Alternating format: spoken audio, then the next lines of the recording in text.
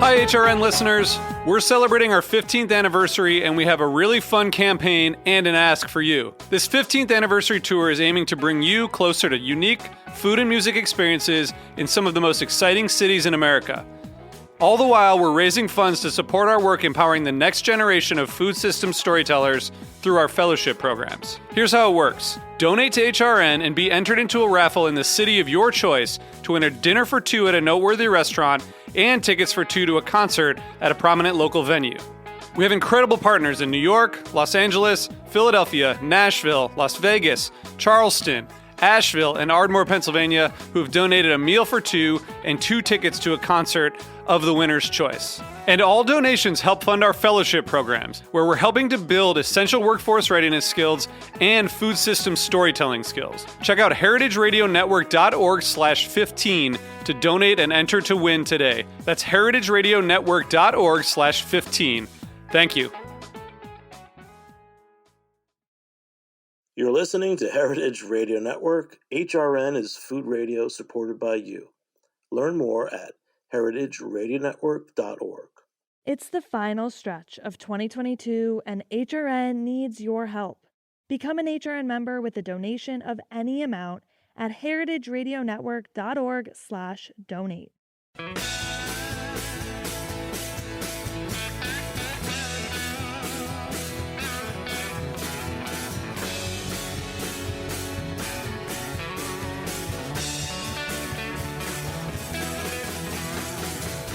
Hey, welcome to Beer Sessions Radio on Heritage Radio Network. It's Tuesday, December 13th, 2022. This is our holiday show and the last show of 2022. And of course, I'm picking some of my favorite beer people, and they happen to be named Joel Shelton and BR Wolya.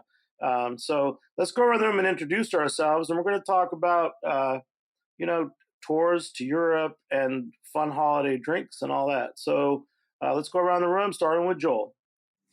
Hey, it's Joel Shelton. I am formerly one of the Shelton Brothers, I guess, and now I'm the big honcho at Inner Circle Beer Tours. All right, BR. Hi, I'm BR Wolya. I used to work with Joel at Shelton Brothers, and I currently have my own consulting company for importing called Bière. All right, and I like the Instagram too, right? Yes. Good. And Kevin. I'm Kevin Brooks. I was also with Shelton Brothers, where I worked with Joel and BR for 10 years. I am the owner and producer and a little bit of everything in a company called Osthouse Creative out of Pennsylvania. Great. And Chris? I am Chris DeChico, the only person I believe did not work for Shelton Brothers here, but I am one of the partners at DeChico's and Sons, and I run the beer program over there. All right. Well, this is a great show. You know, when I think about the Shelton Brothers, well, first, I want to make a joke because I remember years ago, before there were cell phones and the internet, there was a thing called AT&T, and it seemed like when it broke up, the whole world of communications changed. And looking at this group, it feels like Shelton Brothers was this special thing that now there's more special things. So we're going to talk kind of about what everyone's doing. And for me, Shelton Brothers was, when I think now about American craft beer, and it seems like it's everything. When I think about beer, I still think about the Shelton Brothers, the destinations and the places where the beer was made. So we're going to talk about how you can go take tours and visit some of those special beer places that the Shelton Brothers put on the map for many years. So, Joel, give us an intro to the Inner Circle Beer Tours and where it's at, because you were doing them before as Shelton Brothers tours, weren't you? Yeah, we started doing tours. We started a little less formally at some point, some vague time a few years ago, I guess around 2017. I was thinking a lot about adding that to what we did as a company, because I just thought, traveling was always a big part of it. And that's how it actually was created, from all the traveling a bunch of us did. And so by 2019, after sort of doing some tentative versions of tours, by 2019, we had kind of a more official thing called Insider Beer Tours, which was technically kind of a separate thing from Shelton Brothers, but it was basically us. And I was starting it with some of the other folks in Shelton Brothers, just sort of a thing we did along with the other stuff. And so, of course, I guess a lot of people out there know that Shelton Brothers is not here now. So when I took stock of the people that were going to go with us on 2020, before everything fell through, as we all know, I thought, oh, let's just keep it going, and I'm going to bring those people out on tour. So I had to start over again, create a new company. I'm going to make it sound a little bit like Insider Beer Tour. So it's Inner Circle Beer Tours, the same idea that we know a lot of people, and the tours are different for that reason. And we're off and running this year. Everybody on the show today has been out with us on various tours in the past. In fact, everybody, Chris and BR were out this year.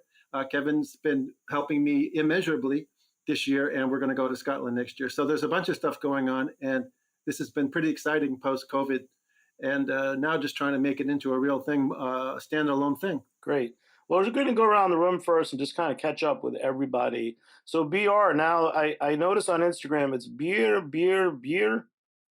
Yes, beer in English, bière in French, and beer in German is the company that. Yeah, so after I was working with our French and Canadian breweries at Shelton Brothers, and I am now continuing to work with some of them in various ways, just doing a similar thing, but independently on my own now, as opposed to with a company, or well, it's my own company.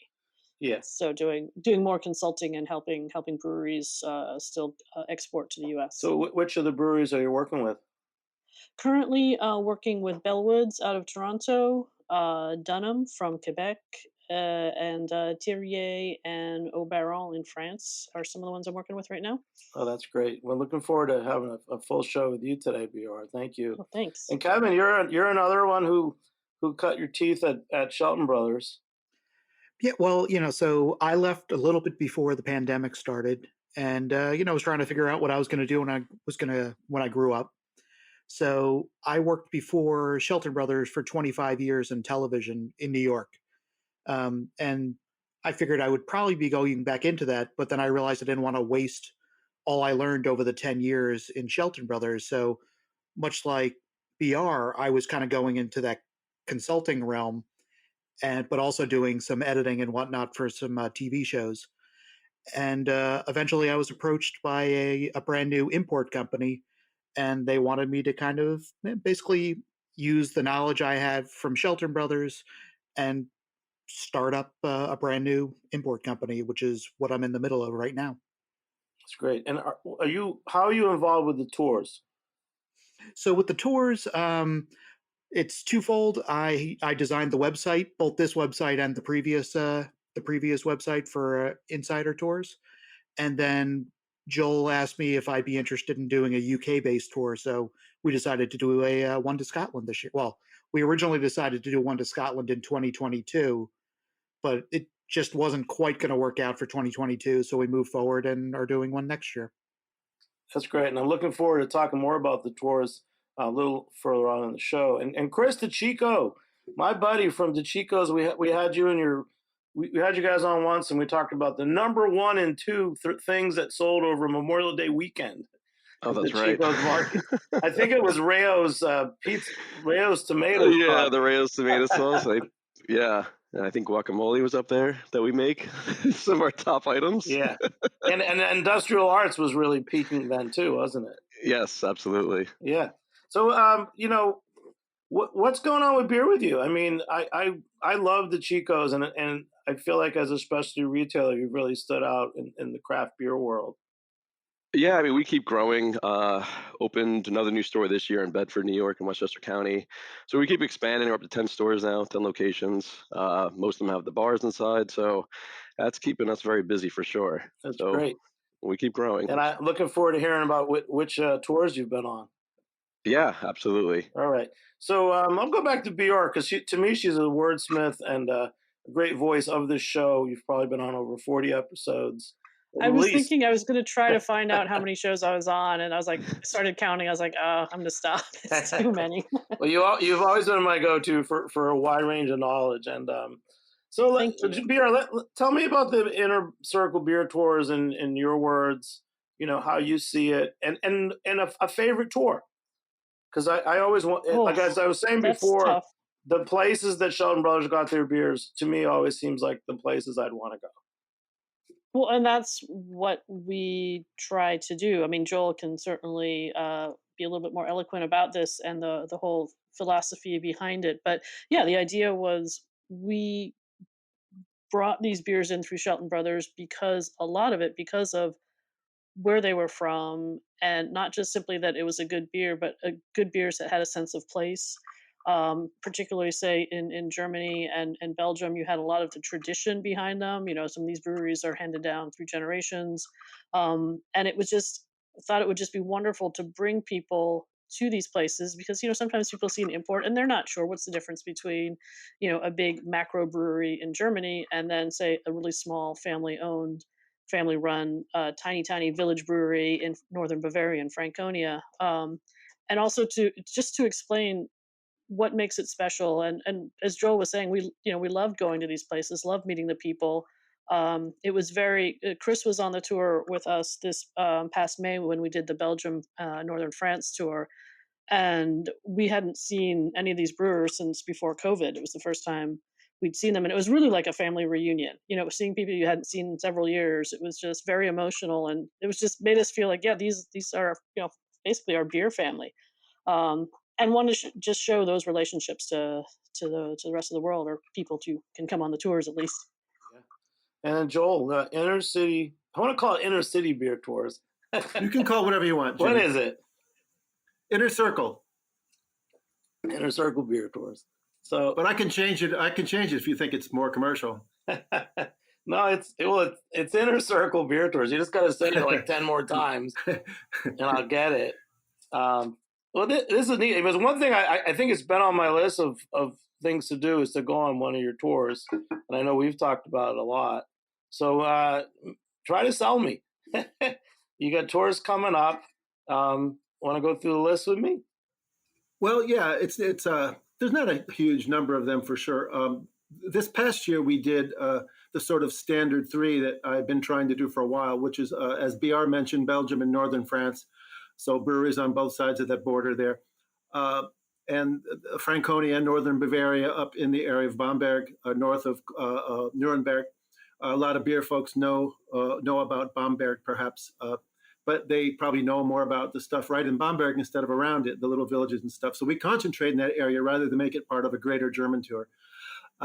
The third one, which is probably unusual for most people, not for Shelton Brothers, because we were getting beer from places that other people hadn't even really looked at yet, but it was Catalonia, which is the kind of northeast region of Spain, which they wouldn't even call themselves Spain at this point, but capital Barcelona there. And we were bringing in beer from that area for several years before we decided, or I decided, because I was working with the breweries myself, that would be an awesome tour. Because it's a place that nobody ever goes for beer, and it's sort of becoming a thing now. So those are the three tours that we had lined up for pre-COVID. The fourth one, Kevin mentioned, Scotland. I just said, Kevin, what are we going to do in UK? Let's do something. Kevin was the UK guy in Shelton Brothers, and we just thought Scotland would be really unique because we're going to mix it up with the local whiskey, of course, and the beer.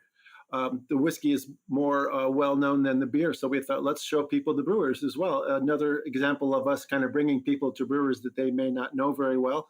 And once they go on the tour, they will know very well, because the thing is, we know these people for a long time. This is the point of the tours, is to have an excuse to go over there and hang out with them again. And we can bring other people, and they can all make new friends with the other guests and with these brewers. And I think it's a real different experience from other tours. And that's the whole reason to do it. So I just sold you one, Jimmy. How many do you want? I can take an order right now. Well, I want to ask Kevin, where will we be going in Scotland, and when is it? So Scotland, we're starting on June 2nd, and most people will probably land in Edinburgh, but we're actually going to start the tour in Glasgow, which is the largest city in Scotland. It's, I believe, the third largest city in the UK. We're going to spend the night in Edinburgh, but we're going to go.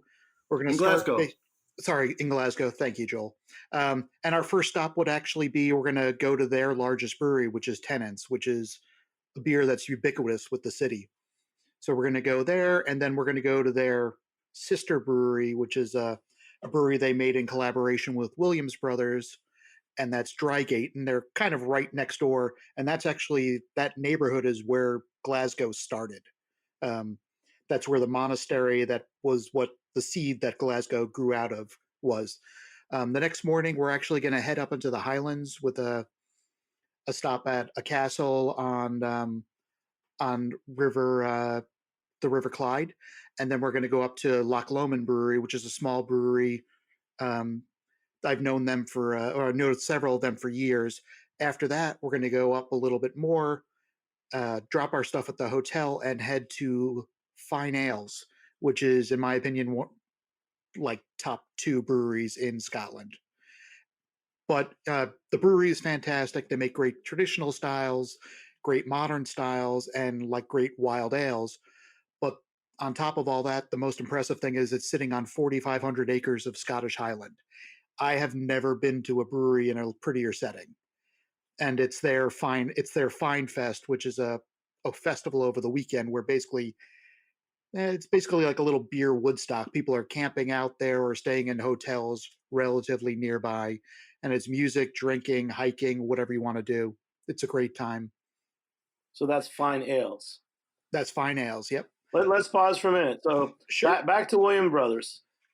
Yes. What are they noted for? They use a local ingredient in one of their beers. So they made a heather beer. They also made a seaweed beer. Those were probably the 2 most well known that were here. Those beers aren't available at the at Drygate. It's while it's owned by those 2 by tenants and Williams Brothers. I don't think they actually pour those. They're their whole separate thing. Oh yeah. So what kind of beers will they be pouring at William Brothers? Williams Brothers. Well, at Drygate or at Williams Brothers. Either one. I don't know. Well, we're not going to actually go to Williams Brothers. We're only going to go to Drygate. Drygate will be it's a modern craft brewery, so a little bit of everything, IPAs, kettle sours, regular traditional English ales, Scottish ales, a little bit of everything. So this tour, Joel, you're kind of ahead of the curve on this tour. I mean, you're really going to places that I've never heard of those breweries before. Well, it depends on the country how we fit into the curve for sure. I mean, there's a big difference between going to Catalonia and Scotland as compared to maybe Franconia and Belgium, France. However, I would say there are different attractions for each one. For Scotland, first of all, we don't, it's not just a beer tour. I would say it's about half and half with the whiskey.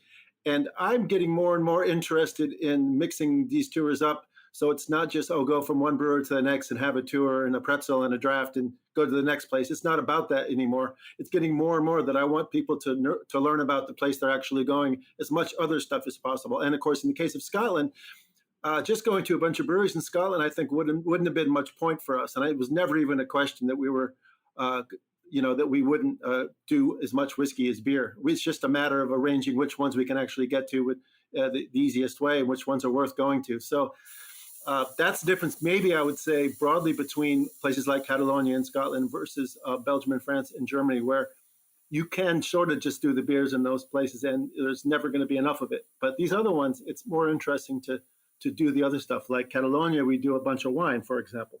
So that's what it's about. And so I personally am going to learn a lot about whiskey because I'm not pretending to be the whiskey expert out here, but Kevin knows a lot more about it than I do, and we're going to learn a lot about it. So it's going to be a real interesting tour. And the beer is almost like frosting on the cake, and most people don't know about it. Kevin? Yeah, I mean, one of the weird things, Shelton Brothers was always kind of known for its little independent breweries. With when you delve into the whiskey in Scotland, most of these distilleries are not little companies. These are large corporations. We're going to go to Dalwhinnie. We're going to go to Glenfarclas is actually independent, but we're going to go to Dalwhinnie, Glenfarclas, Glenmurray, Benriach, but almost, if you think of a Scottish distillery, they're large corporations, but they're still, you go to these locations and it's set in this beautiful setting, right along a river or up on a mountain, and it's still stunning. And that's what Scotland is known for. but then their beer, I mean, the beer and the whiskey are virtually the same thing, you know, through a good portion of the process. So these two, brothers of malt are just the perfect 1-2 hit. Oh, that's great. And then are you doing any workshops, or is it what are some of the highlights besides just those breweries and locations? Or The that festival is really, a big highlight. It's because it's whatever you want to do that day. Well, yeah, you can go and drink some cask ale. Um, but one of the other little perks of it is a lot of brewers who are kind of um, the big brewers in the UK craft wise, they're coming up and they're camping alongside, all the guests too, just because they love coming to it. So, you may luck out and be sitting there talking to uh, this guy, Colin Strong, who was just voted the best brewer in the UK this week, just because he's there and he loves being there. It's the community of brewers there is very tight knit in the UK in general. So it's kind of more like I think how the US was maybe 10, 15 years ago. So you never know who you're going to meet. Um, and then sounds with great. the whiskey, it's funny. So the process and the distilleries are all almost the same, but then there's these little bits that one does differently than the other, and in the end the product is so drastically different. So it'll be cool to see how each of them is doing virtually the same thing, and then the final product is different. How do they do that? um, and then introducing a bunch of Americans to these breweries that some of whom have never they'll never have heard of. Most, I think for Scotland, most people know BrewDog, and that's probably about it. So it's great Yeah. to get people to try these other things. No, it sounds like a fascinating trip. Hey, Chris. So you've been on a couple of the tours in the past. Yeah, I've been on Franconia and then Belgium and France twice actually. So want to give me some highlights of one of the tours?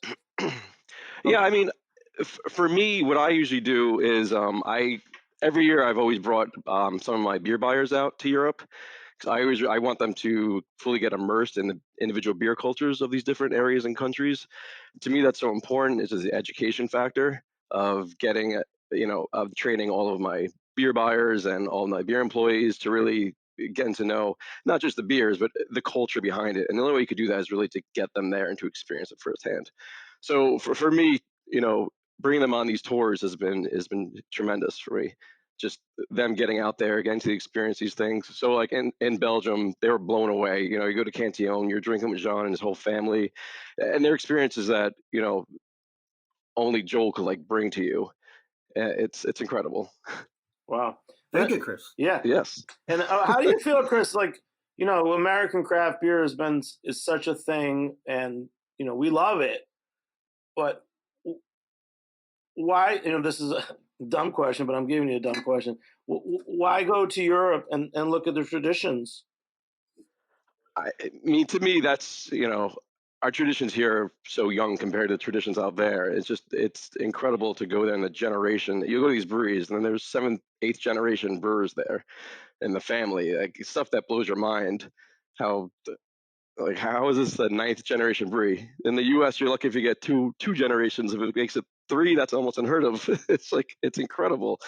But I mean, it's just the, the entire culture behind it is what blows my mind. I mean, you go to Belgium, you go to the bar there, just the proper glassware and the way they appreciate it, and it's very unique. That's a great little intro. BR, what about you? So tours, culture in Europe. I mean, it's just fun to to do the mix. I mean, Belgium and France is probably the most beer heavy one, just because there is so much to see and we try to pack in as much as possible. And that's Shelton Brothers started when Joel had first tried Cantillon many years ago before it was imported to the US. So it's kind of like that's ground zero for the inner circle beer tours. But for example, went to Catalonia this past October, had gone originally, I believe it was June of 2019 with Joel and a few other people just to do like a preliminary trial run to see like how this could work out and where we could go. So this time, we not only did some of the breweries, around Barcelona, we went to a brewery up near in the foothills of the Pyrenees, but we also spent part of the day at Montserrat, which is a national park and also a big pilgrimage site. So you can get outside, do outdoor things. We went to a castle, a fortified castle on top of a hill.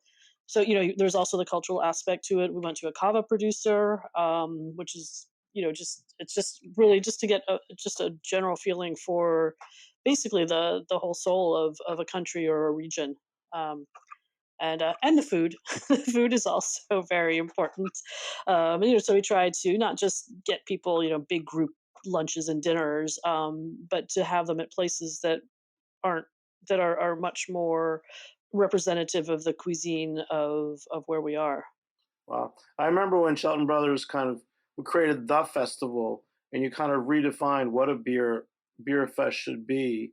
It kind of sounds like you're redefining what travel should be like. Yeah, I think so.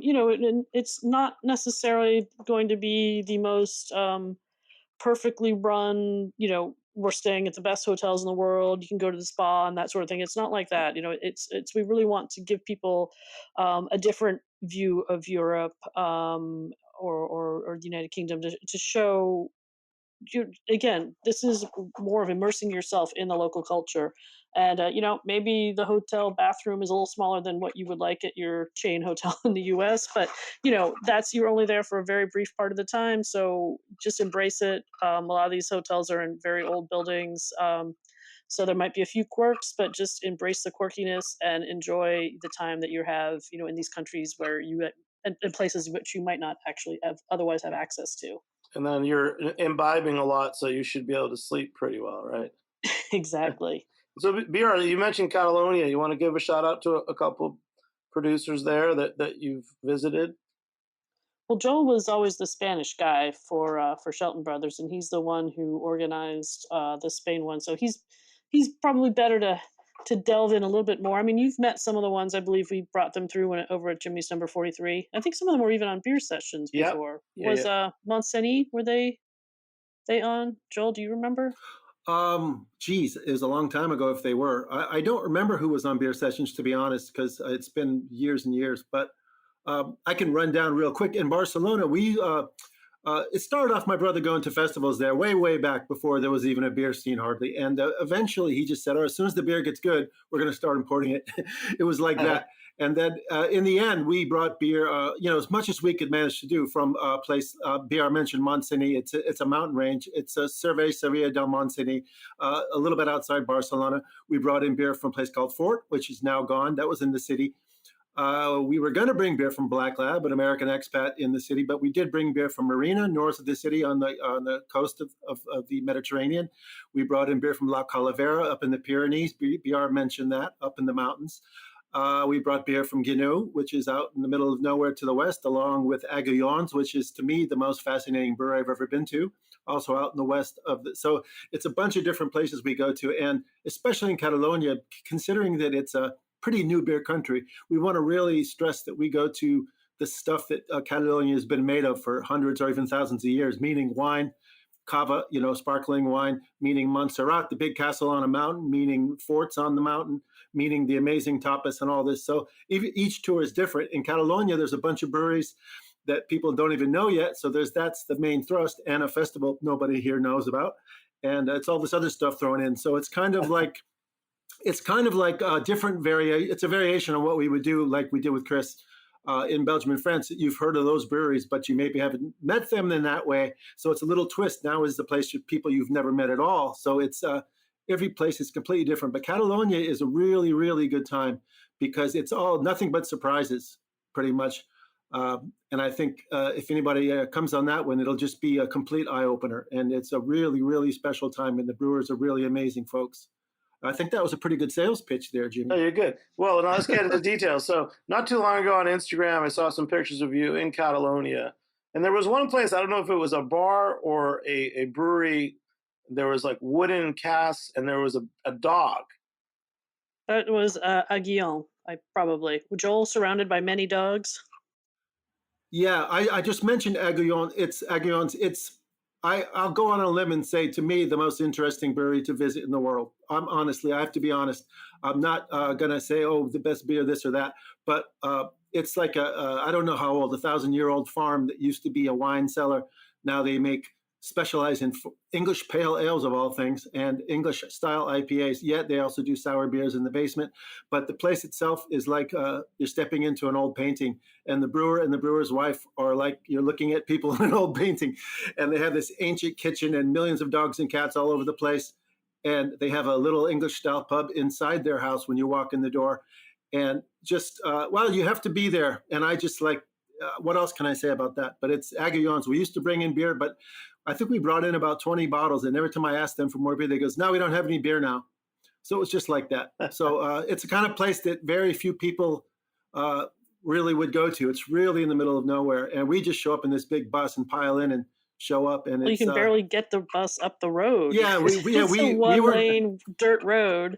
Yeah, we weren't sure if we can get the bus up the road. That's the kind of place that is. And so this is the point of the whole thing, Jimmy, is that it's hence the name Inner Circle, now formerly Insider. But it's not to sound like we're so hoity-toity, but it's the idea is that you can have this experience that you probably won't get going by yourself, despite the fact that people do like to travel, sort of separately and stuff. But this is a special thing where you can do a lot of stuff in a pretty short time, and the kind of thing that you'll be lucky to ever get to do, to be frank.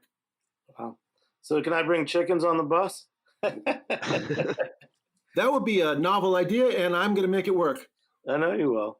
Wow. So this one, just stay with this one, because this is vivid, and I want to go. When I saw that picture of the old pub and the dog, I feel like you kind of nailed it on the head what your tours are about. When's Catalonia? It's always been in the end of October, because there's a festival called MASH, a big capital MASH, which used to be, which was started by some of the local brewers. Garage, I think a lot of people listening probably know of Garage from Barcelona. There's more than one Garage brewing, I believe, but they import kegs here and there, maybe some cans here and there. And we started with them a while ago. At some point, they had started this fest with different partners, and they needed a new partner. So my brother, not being one to ever not throw away a chance to throw money at something, became a partner with MASH. And so that became the fulcrum of our tour. So we went in late October. It's like the last Friday and Saturday of October. So that's the tradition. We still go to MASH. We're not technically part of it, but we go there as sort of special VIP guests. It sort of closes out the week. So it's always going to, at least for the time being, it'll be in the end of October. So the last weekend of October is when MASH is. And so we start the Monday before that. Okay. And so we do as much stuff as we can before we get there. Wow. Now, okay, so let's put on your thinking caps. Each one of you is a region. You'll decide what it is. It's the holiday, so let's first say happy holidays to each other. And I want to go to these places that we're talking about. I want to have a feast. I want to have a beer or a whiskey, and I want to have some food. Kevin, start with you. Scotland. It's holiday season. I'm taking an early tour with you. What would be a thing you'd look forward to having at a feast on? If I'm in Scotland, I want to find some ridiculously old pub and pretty much just hang out there with a fire roaring in the background, with a nice dram of whiskey and a pint of something dark. And food wise, I'll kind of scooch back up towards where that brewery Fyne Ales is, because they have amazing seafood all through that area. So I would just probably be getting whatever they caught that morning, out of either a loch or in the ocean, and I'd just be pretty darn happy. Try not to have too much whiskey though. That doesn't end well. All right. And Chris, you've been on a few tours. What would be your holiday feast? Oh boy. Yeah. For a holiday feast, I mean, the Belgian Christmas ales always have I have to have those every Christmas time for sure. St. Bernard is one of my favorites for sure. I would definitely always need a bottle at that Christmas table. And then, yeah, definitely some kind of nice roast, some kind of meat to go along with it. I mean, that's to me, that's the perfect holiday meal. And you mentioned being at Cantillon and being with Jean and his family. Yes, yes. Twice now I was with Joel at Cantillon, and the first year we actually got to go to dinner with them too, and that was an absolute magical experience of having dinner with the whole family. It got very emotional, which was, something surprising at first how emotional it got with everybody seeing each other, and it was quite the experience. I believe Joel was dancing with Jean's mom, and it was a really good, fun time. So that's why Joel goes on that tour to dance with the mom. Yeah. I know he does. But Chris, don't talk about me and their mom, okay? Well, Chris, at that dinner, you remember what did you eat and drink? Oh boy, drank a lot. So trying to remember the dinner now. What did we have at that dinner? I know it was. Do you guys remember? Well, it was. I mean, cuisine à la bière. So I Yeah. know for you, it was some sort of meat per. I mean, we had. They give us. But for the vegetarians, it was asparagus risotto, which was very delicious. But I can't remember. Joel, do you remember what the other? I never remember food. I just remember I had a few drinks. Yeah. I'm always Shelton working, I way. don't remember anything.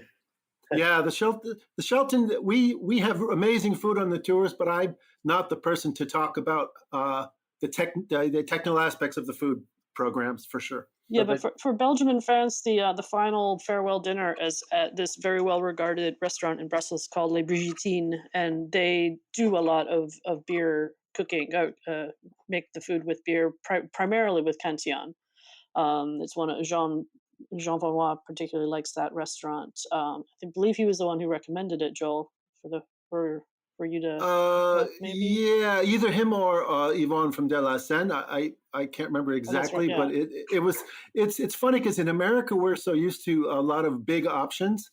Like where do we bring 33 people or whatever it is for dinner, and you think, oh, I'll just have our choice of 100 places, and nope, it's not the case.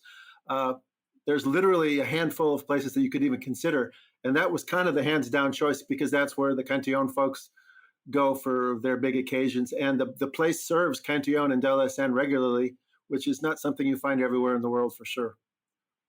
And then was that like on that tour? Would it be a Cantillon dinner with only Cantillon, or would it be a choices of drinks? Well, I was working. I'm always having to deal with the hosts of different places to try to keep it within the price range that I'm trying to do, for example, but keep it as great as possible, blah, blah, blah. So you're always tweaking and stuff. Eventually, we came down to this idea that they were going to just give us a keg of De La Seine. And it turns out that they're equally big on De La Seine as they are with Cantillon. So you can't complain with those two choices.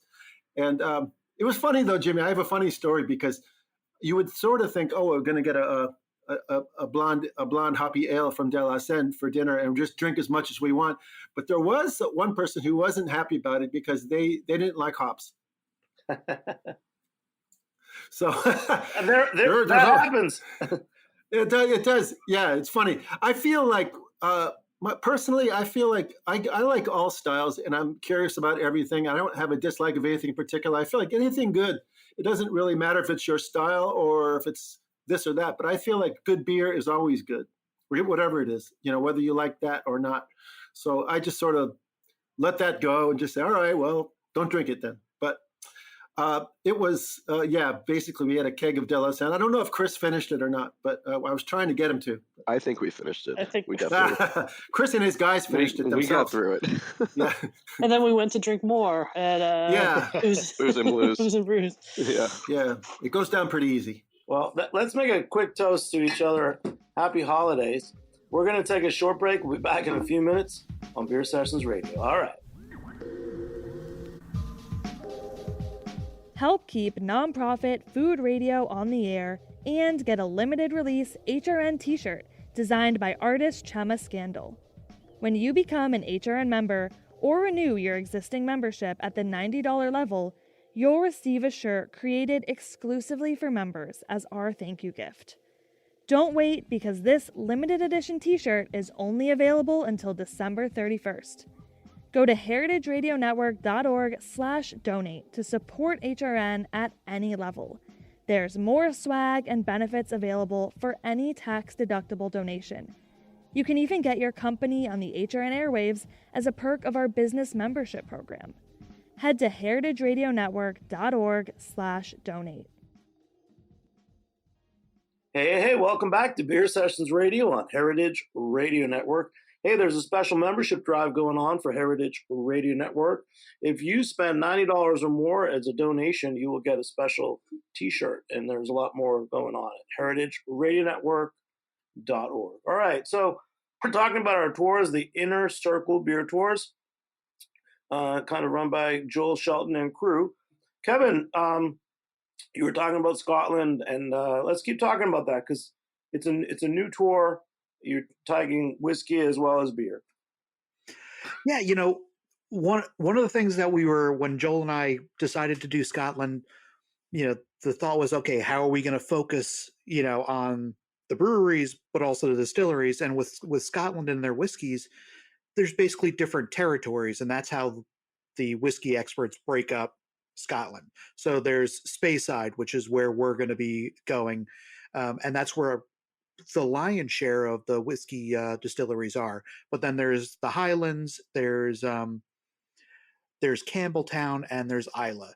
So we decided, since this was the first year, we're going to go Speyside. That way we don't have to, well, quite frankly, get off the mainland. We'll just be staying on the main part of the island.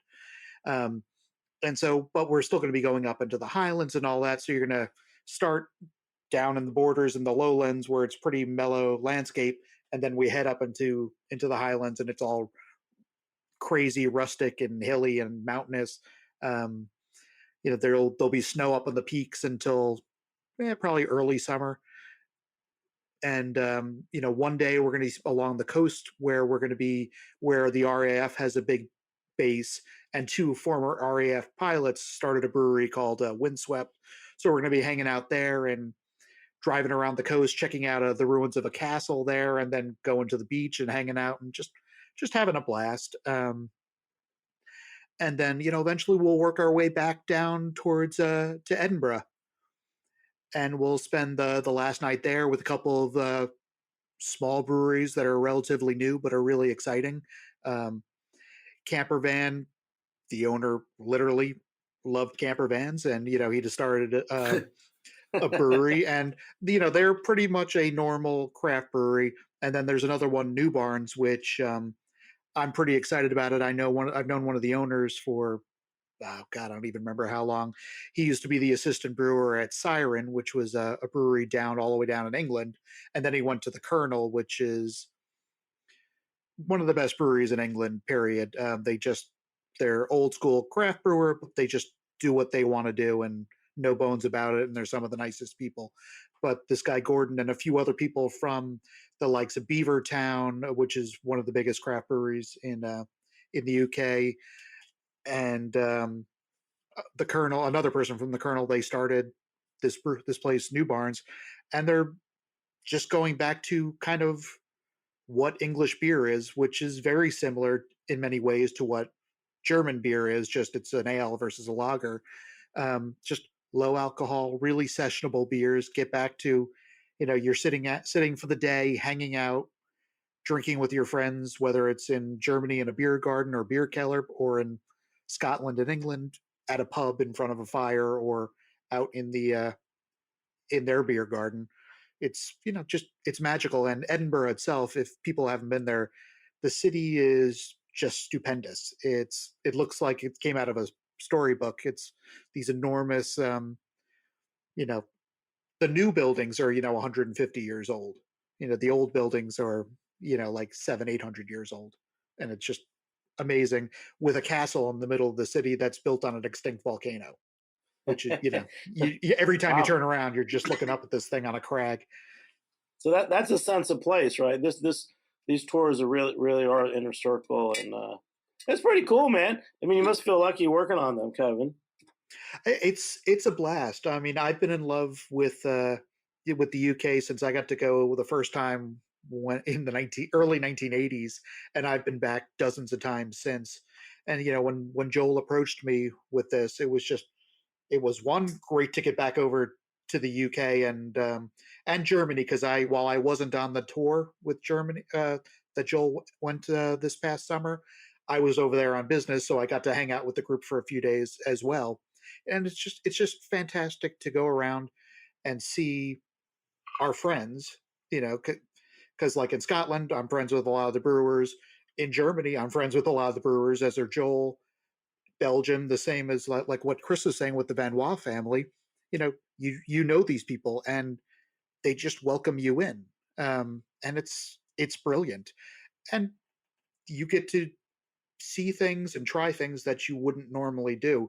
Definitely wouldn't get to do if you were on a regular tour, where you're just bus place. It's Tuesday, it must be Belgium type thing.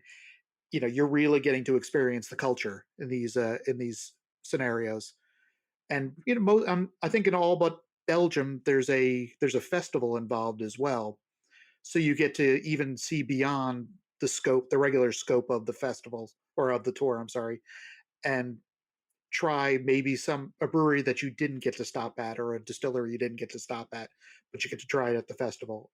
And some of the festivals, and Joel could probably tell you about this best, like Anifest in Franconia. It's brilliant, and there's literally nothing like it here in the United States. Wow. Well, right now Kevin, you got me thinking of an old pub with a dram of whiskey and a roast. And there might be a dog there in Scotland, right? There's a good chance. When the few times I've been up to Fyne Ales, every time I've pulled into the brewery, which is literally on a working farm, so it is a farmhouse brewery. It's not actually just throwing the name. Every time I pull in, the first person I say hello, or the first being that I say hello to, is the dog, because she runs up to me every time I visit. So yeah, Joel's got Agion with the old pub and a dog. And what would you be eating at Agion? BR will probably remember, because she actually pays attention to what she's eating. But no, but it's awesome, because when I made a plan to visit there, I said, we're just going to come and drink beer and get a tour. Okay. And we get there. And of course, Carlos is the brewer and the owner, and his wife is Montserrat.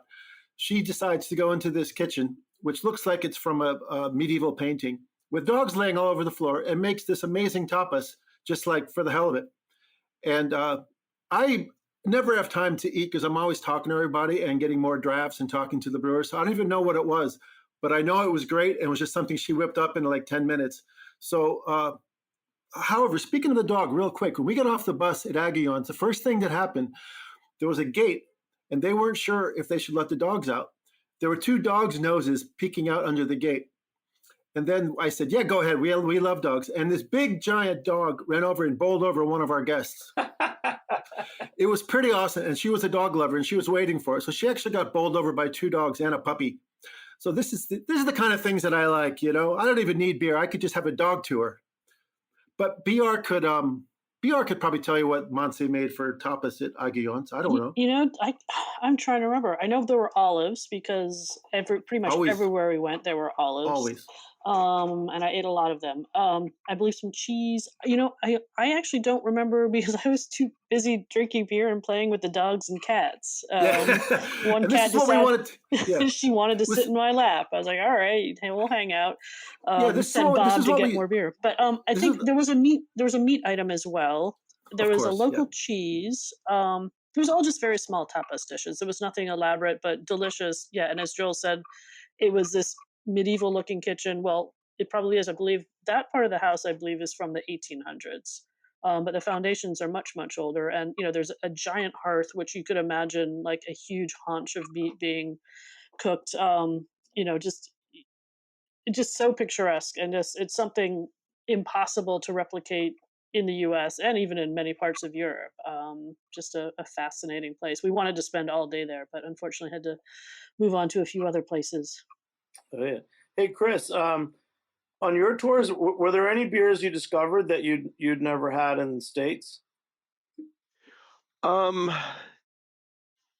Yeah, there was a few in France that we went to that definitely some beers I never had. Um, there's some I knew of, but I'm trying to think of specifics of what I didn't have before. I think some of the Brasserie Thiriez, some of theirs was definitely new to me. Their blonde ale, which was delicious. And then actually in Franconia, there was actually a lot. Franconia, then we go to a lot of breweries. Joel can confirm this, but I believe there was a lot that do not come to the States that we visited. Yeah, when Jimmy, when you asked that question, I was thinking it's a little trickier to think of ones in Belgium and France that we haven't had because Yeah, I think it's more we imported Franconia. most. But when we go to Yeah. Franconia, then we go to a lot of little places that the beer you would never see 10 miles away from there, and you may never see again. Yeah, so Probably. those were very unique for sure. A lot of delicious land beers. And Joel, those were beers that you guys used to send over in those the gravity kegs. the whatever the gravity kegs. Yeah. Yeah, they're called Anstich kegs in Franconia. Yeah, in a lot of these places, it's the only place you can really get the beer, and they usually pour them into these little 20-liter things and just tap them and pour them, then tap the next one and pour it, and we can see them doing it and all that. It's fun, but we. Like other importers, we bring those things over. We used to bring them over during Oktoberfest time, which was a big job, and in the end didn't ever pay for it all for itself, but was really fun. And so we did bring a few beers over that I think never were here otherwise.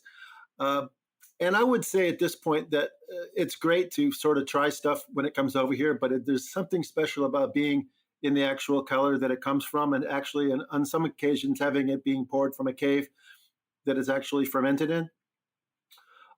So yeah, it's stuff that you'll never see again. And you can be forgiven for not remembering even the names of them all, because sometimes you just go there and have 40 drafts of this one beer. You never remember what it was. Remember it was the greatest beer you ever had until the next day. And the next day is another greatest beer, right? Yeah, basically. That's the idea. Joel, when's Franconia this year? Starts July 26th, finishes on the evening of August 2nd, which ends in Frankfurt, which is the Hesse instead of Franconia, but it's closer to the airport. But it's the longest tour. It goes in the summer, which is more conducive, the middle of the summer, more conducive to spending more time, I think, and more outdoor stuff. It's a lot of outdoor stuff, actually. And we go to 2 major festivals during that tour. So it kind of requires more days. So we start on a Wednesday night and we basically finish on a Wednesday night. I'm going to make a request, even though it's December, but for a lot of people, their travel for next year might be booked. Not everybody. I hope not. I'm going to hope that you can put out the dates well in advance, because it's the kind of thing that I always want to go to one of these. And sometimes by the time I hear about it, I'm already booked up. I mean, these dates have been out for a while. So no excuses, Jimmy. Well, how can I find out? I know on Instagram it's ICB Tours. Yes, and the website is innercircletours.com. Innercircletours.com. Yeah. So I got to put that on my list and make sure I keep up with it. Because I'm not as everyone will tell you, I'm not the world's expert on marketing and promotion. Maybe the worst, but I'm working on it, and here we are talking about it. But I'm pretty confident that if people do latch on to what we're doing, then they'll love it and hopefully pass it along to their friends, because I think it's pretty great. I just have to match my promotional skills to it still. So, Kevin, what happens if the Scotland tour becomes the most popular ever? Then next year I completely switch it up, and instead of going to Speyside, we'll go to Islay. And so maybe we'll visit a few of the same breweries, because some of them are along the way. But it'll be a whole different animal going to a different island, and basically drinking everything that's peaty. And then the year after, if it's as popular, then maybe you go to the Highland, the really far north islands, and like Orkney. And if it continues to be popular, switch it up again. Just keep introducing people. 20 years, I'll go to Scotland and I'll start meeting all these Americans, and they'll say, "Oh yeah, we came here on the Inner Circle beer tour, and we decided to move over here." That's what I like to hear. Is that what's Joel going and to I happen? already Joel? have an American friend who lives over there now. Hey, Yeah. hey. And back to Chris. Chris, beer. Yeah. You and the Chico, the stores. Yeah. What are some of your top sellers? I always like to ask you that because I know you have the numbers. And then Yeah, I do. and then tell me, where do you get which of the formerly Shelton Brothers beers do you get, and who are you getting them from in New York? I mean, a lot of the breweries went over to Lime Ventures, based out of California. So I think they took over a decent amount. As your BR actually took over a few. She's handling a few Canadian brands right now. But a lot of it's Lime Ventures out of California. Took over the bulk of them, I believe. Distribution wise, still the same, I believe, in all states, but they're just handling the importing. And then as far as top sellers, I mean, just in general or imports? You can do both. For us, our top seller is still Industrial Arts Wrench. That's our number one seller chain wide. They are still the leader here. But imports, I think, are thankfully I see them rebounding. They're coming back. They kind of lagged for a few years. I'm happy to see they are coming back stronger, which is great. But as far as specific brands, I mean, lagers are on fire, domestic and imports, which is great to see. A lot of the German lagers, for sure. This time of year, St. Bernard's Christmas is our top selling import for the holidays. So, yeah. That's good. Last thing, St. Bernardus Christmas versus their quad. This is a specific conversation. Christmas beers versus just a good quad or Belgian triple. Why a Christmas beer? I think it's great for the time of year. I mean, yes, it's kind of similar in a way, but just having that little extra spices and roastiness, it just gives it that extra kick in the winter. I definitely enjoy it. So you're going to send me off with the St. Bernardus, and Kevin's got me thinking of whiskey and roast, not haggis. Right? I was talking about haggis this week with somebody. Haggis is brilliant. I'm sorry. But what's the proper filling? I've had bad haggis at pubs where it's like oatmeal with dried cranberries. What's a good filling for haggis? I'm sure there's dozens of them, but I mean, like oats is part of it. The thing that turns most people off, quite frankly, I mean, essentially it's a sausage, but it's kind of in a sheep's bladder or something like that. And that turns a lot of people off, but it's really tasty. I'm not, the vegetarians on this call are not sold here. Looking at you, Joel, BR. If they can make a nice veggie sheep's bladder, I'm on board. No problem. Yeah. There last one, BR, back to you. In haggis. Yeah, I had a veggie haggis once. Yep. Oh yeah, you're still chewing on it too, aren't you? It's still in my teeth. Oh yeah, BR. Back to that. Just Christmas beers versus like a Belgian quad or triple. I mean, honestly, it depends on the beer because there are some Christmas beers that are just like over the top in terms of their spices, and it's just you're drinking a glass of potpourri or something.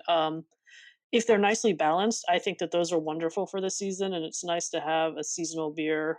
But otherwise, I'm just happy with like a nice strong quad or a British barley wine on a very cold day. That'll do it for me. I don't have to have the Christmas beers. Although, I mean, having one every now and then is certainly. I definitely do it at least a couple times during the season. Yeah, and are there anything you recommend for Christmas that you're working with now? I did not have any Christmas beers this year. It's just, things are still a little bit, in terms of imports, things are not quite the same as they were pre-COVID. So I didn't work on bringing any Christmas beers just because of you need to order those early enough so the brewery can prepare them, that they can ship so they can get to the shelves. As Chris knows, December 26th, all the Christmas beers magically go bad and no one's going to buy them. So you want to make sure you get them to the stores in time. So this year just didn't do any. But I am a fan of the Thiriez from France, Thiriez Bière de Noël. It's just a very lightly spiced stronger dark ale, which is just, it's very lovely and food friendly. So that's probably one of my, in terms of some of the breweries I worked with, one of my favorite winter beers. Oh, that's a good one. And Kevin, Yes, something sir. for winter out of not whiskey, out of Scotland. Sadly, it's not available in the United States at the moment, but with a little luck, will be very soon. I would go with Mills and Hills, which is out of Fine Ales again, and it was a collaboration with De Molen from the Netherlands, and it was just a fantastic imperial stout. But it's a lot of the imperial stouts that come out of the UK are a little bit lower in alcohol than what we go with, so you can have a few without being a little banged up. And then they also do they age a version of that in whiskey barrels too sometimes. All right. And Joel, let's close out the show. It's your chance to say something else. Oh, well, let me say I love Christmas. But, when you're asking about Christmas beers, I know a lot of breweries just sort of do some strong beer that might be a different beer the other time of year. So I think it's a bit, it's not a real category in some ways, unless you're strictly saying spice beers. And my impression is that most people don't seem to love spice beers for some reason. I think it's pretty fascinating myself. If you put it in historical context, the idea was you're celebrating abundance or whatever, and you're doing something a little bit special. And I feel like that's lost these days because now we can do something special all the time, which makes everything not so special. So I do appreciate the season and that just these cool things come out with all these colorful labels. And I like to try all kinds of stuff. Our tours never go out on Christmas, but we may be doing something with that in the coming years. So keep your eyes peeled.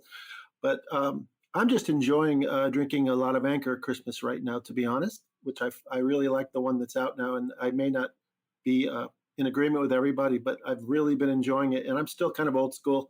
I like kind of more straightforward things. And I like Sierra Nevada Celebration. Yeah, and I'm drinking that one as well. Yeah, that one is great too. Lots of that. I have actually what I have. I have for my this weekend. I'm not opening it tonight. Tributary Brewing out of Kittery, Maine. Got to know them. Todd Mott. He's been behind some other strong winter releases. I've got from last year. I have his Mott the Lesser. That's an amazing beer. Type of imperial stout, yeah. So highly recommend. I'm like an imperial stouts and Belgian quads for the holidays. And you guys, this is great. It's only touching the surface. All of you, we got to talk more. And Joel and BR in particular, miss seeing you guys in person. And these tours are definitely going to be a way to go explore the places that you guys know so well. And well, we hope we see you again here or there. That's for sure, because we miss Jimmy's 43 really badly. I have to say, it was my favorite hangout back in the day. So we have fond memories. You guys Definitely. made it. You were a big part of it, being special with your beers and your personality. So love you guys. So let's go through the list. We got Joel, BR, Kevin, and Chris. Thank you guys so much for joining me here on Heritage Radio Network. Big shout out to Armin Spengen, our engineer. I'm Jimmy Carboni, and we'll catch you next time on Beer Sessions Radio. All right. Woo! Happy holidays, you guys. Happy holidays. All right. Beer Sessions Radio is powered by Simplecast. Thanks for listening to Heritage Radio Network. Food radio supported by you. Keep in touch at heritageradionetwork.org/subscribe.